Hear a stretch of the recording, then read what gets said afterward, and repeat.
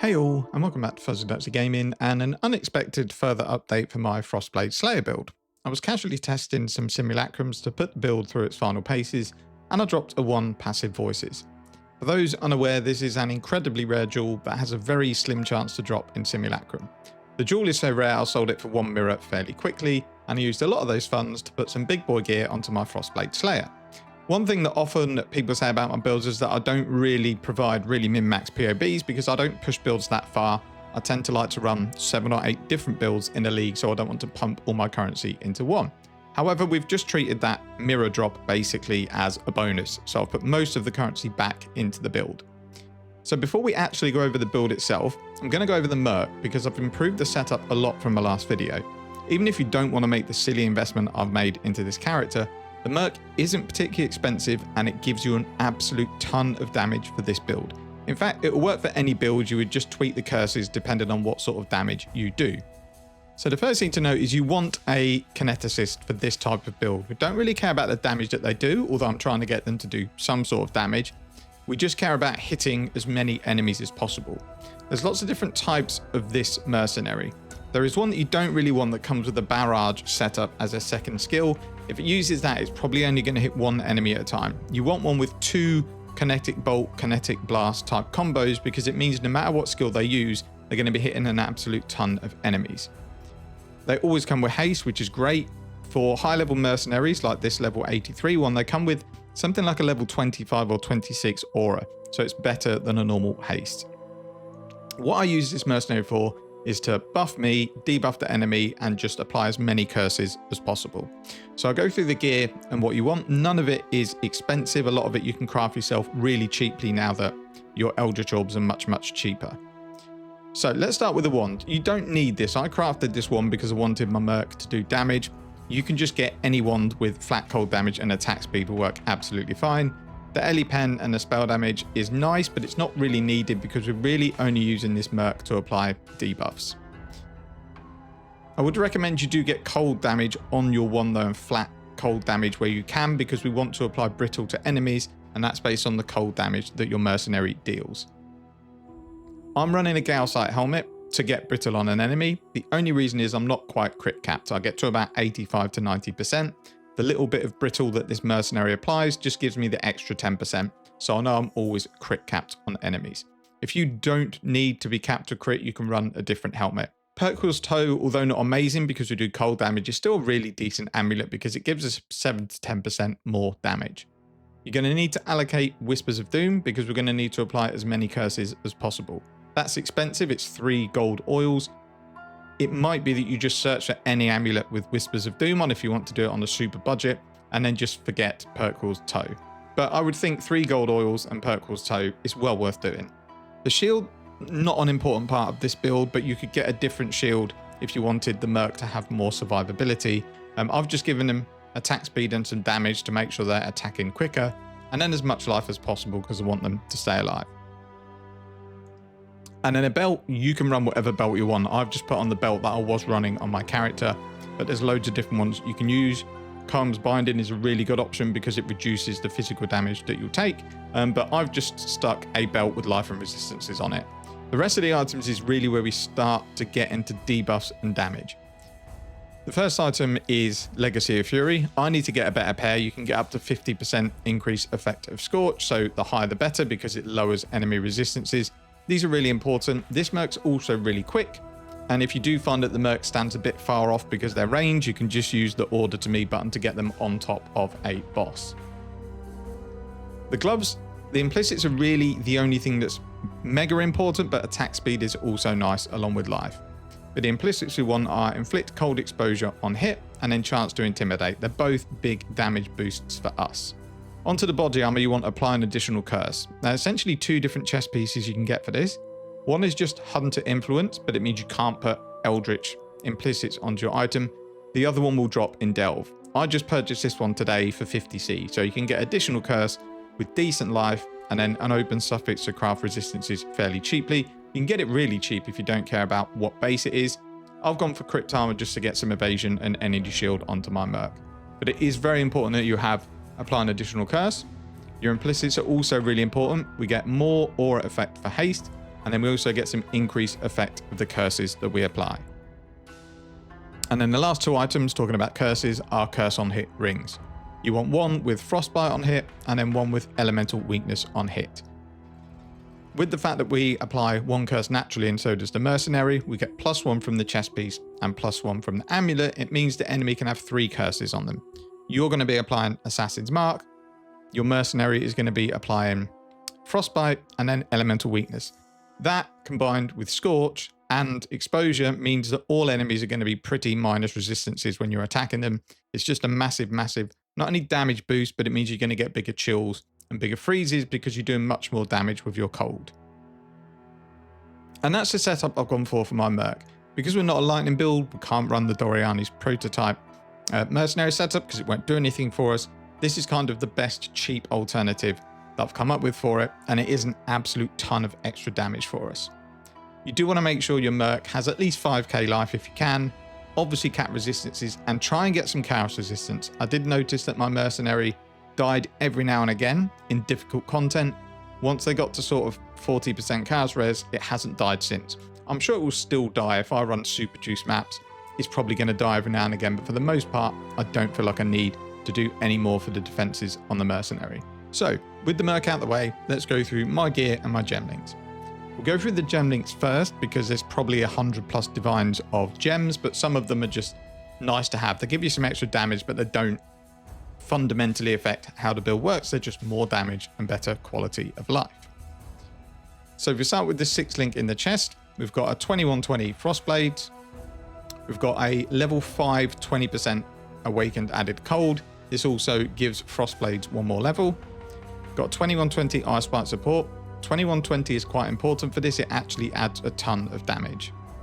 We've gone very expensive because we have the currency with awakened multi-strike. If you can't afford it, it would just be normal multi-strike. Got 2020 crit damage. I didn't bother buying 2120 because it's a minute difference in damage, but obviously I could buy it and get 0.2% more damage. And then we've got a level 5 and 20% elemental damage with attacks, the awakened one, so that it helps us run reflect maps. However, my Merc isn't reflect immune, so I need to do a bit of work to make sure that I can run those maps. In the helmet, we've got Whirling Blades, Blood Rage, and then faster attacks linked to Whirling Blades. Quality on Blood Rage is quite important because it gives you even more attack speed. In the shield, we've got Arctic Armor. Percent quality doesn't really do anything. It increases a skill effect duration that we don't use. I've just got a Flame Dash for Grasping Vines. And then we've got Flesh and Stone. Again, quality doesn't really do anything because we don't switch stances, so we don't need the increased cooldown recovery.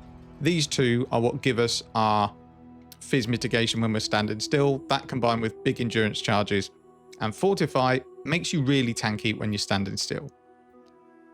In the Claw, we've got an Enlighten level 3, Summon Skitterbots, and Bone Chill. The Enlighten is only because my mana is quite high at 28 and it attacks crazy quick when you get your charges up. So I just wanted a little bit more mana. It's probably overkill, but there are only 2 divines. With the amount of currency I've got to spend on the build, it made sense. In the gloves, we've got a more duration, which I still need to quality. We've got Steel Skin, Automation, which I need to finish quality as well. And then just a Precision level 1. This is just for a Watcher's Eye. Once these are all qualityed, your uptime for your Steel Skin is about 50%. So it's well worth doing, but don't necessarily rely on it. It's just a nice to have. And then in boots, I've just got an Enduring Cry for endurance charges on bosses. And we've got an Assassin's Mark, Life Tap support, and Mark on hit support. Your Life Tap doesn't need to be any higher than level 1 because all it does when you boost the levels up is it gives you a bigger damage buff with Life Tap, but we don't have it on a damaging ability. We'll go through the flasks once we've been through the gear because the flasks are very specific to having a Mage Blood. They're not flasks you want to run if you don't. So let's go over the gear. Some of it is still the same, but I want to go through all of it anyway from scratch just in case people haven't watched the previous videos. So we have a Heat Shiver with +1 to maximum power charges. The only way this could be better is if it also had an implicit for reduced mana reservation of gems and I can move stuff around. But there wasn't one on the market at the time, and I imagine it's going to be really expensive. The Claw is still the same. This is big cold damage, attack speed, crit chance, crit multi, LE pen, hits can't be evaded. For the way I build this character, this is basically best in slot. I couldn't actually craft better than this. I can maybe divine it to get my LE pen to 16. But because I've rolled max on attack speed, crit chance, and crit multi, I'm kind of happy to leave it the way it is. This would only be better if I had fractured T1 cold damage, but at the time I bought the claw a few days ago, it was just too expensive for a tiny bit more damage. I managed to find this one, which is very, very close to T1, and this works fine. If you're interested in how to craft this claw, I'll go through it very quickly. If not, you can skip to the next timestamp. So the way you would craft this claw, you do need fractured cold damage as your fracture. You can't really craft the claw with any other fracture. So you use Deafening Essences of Zeal to get the attack speed. You then roll in it until you get T1 critical strike chance. You also need an open suffix and an open prefix. If you don't have them and you hit your mod, you'll have to try and annul it off. Doesn't matter if you have a second prefix because we're going to be getting rid of it. You're then crafting suffixes cannot be changed, and then you're re-rolling crit in harvest. What this will do is it will keep your existing suffix modifiers, which are attack speed and crit chance, and then it's going to give you crit multi. Now it's going to be random to what the tier is. It could be tier 1, it could be the bottom tier. I got lucky when I crafted my claw and I hit the top tier. I would have settled for something around 25 to 30%. If I didn't hit, I would then just go again and recraft. So once you've done that, you're going to be left with crit chance, crit multi, attack speed, cold damage. You should, unless you're really unlucky, also have an open prefix. So then you're going to go over to the crafting bench with your claw. We're now going to do suffixes cannot be changed. So we're guaranteeing that our crit chance, crit multi, and attack speed stay in place. The cold damage is fractured. You're then going to hit it with a Veil Chaos Orb. Again, unless you're really, really unlucky, it won't fill the modifiers. It will just give you one unveiled modifier. You do need an open prefix. If it fills them up, you're going to have to try and annul the prefix off. So once you have your unveil, you're going to go to the bench and you're going to craft any of the physical damage combos that you can unveil. So something like this, you're going to craft on the claw. It's going to block all of the common outcomes.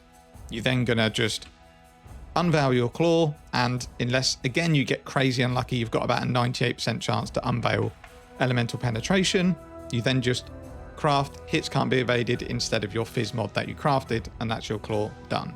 I'll put some written notes in the video description because I didn't want to spend too long going over it, but I know a lot of people have asked how to craft the claw, and that is how you go about doing it. The shield I paid 60 divines for. I wanted a really good +1 frenzy base. There just weren't any on the market. The cheapest one was about 40 divines, but it was the lowest base you could get. This one was already crafted like this and finished, and it cost me 60 divines. So I could have done this cheaper by buying a base, but there just weren't any bases available. So I just purchased this shield and put it on as it was. The amulet is still the same amulet I had before. There is a video linked in the video description on how to craft the gear that I had on my previous character, and this amulet is included. The body armor is spell suppression, as much evasion as I can get, no life, and then crafted resistances. This is just a fractured spell suppression base, and then you use dense fossils in harvest until you get massive evasion with some resistances and an open suffix. This could be better, but 4,400 evasion is pretty decent.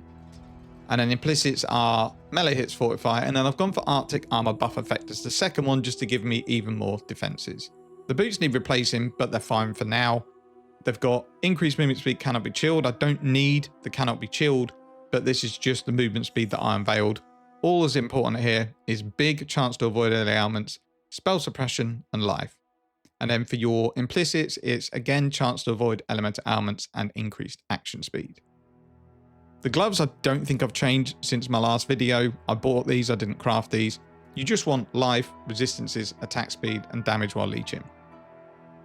I've pushed this up to +2 strike. I probably shouldn't have because the gloves aren't a very good base.